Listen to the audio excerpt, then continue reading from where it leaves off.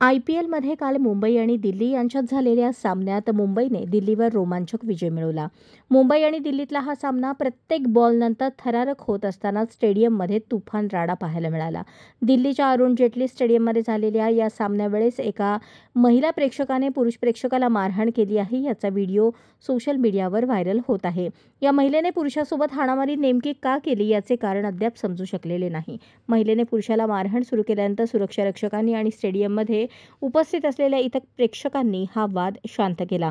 सुरक्षा रक्षकांनी या महिलेवर तसेच पुरुषावर कारवाई केली का याबाबतचा सस्पेन्स अजून कायम आहे.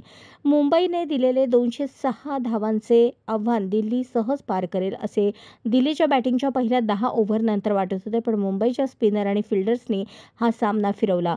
कर्णधार शर्मा आणि मिचेल सँडस्टर या दोन्ही स्पिनर्सनी मोक्याच्या क्षणी दिल्लीला धक्के दिले. यानंतर मुंबईने 19व्या ओव्हरमध्ये लागोपाठ 3 रनआउट करून दिल्लीला ऑल आऊट करत सामन्यात विजय मिळवला. अशाच नवनवीन अपडेटसाठी जनता राज्य न्यूज चॅनलला सबस्क्राईब करा, लाईक करा आणि शेअर करायला विसरू नका.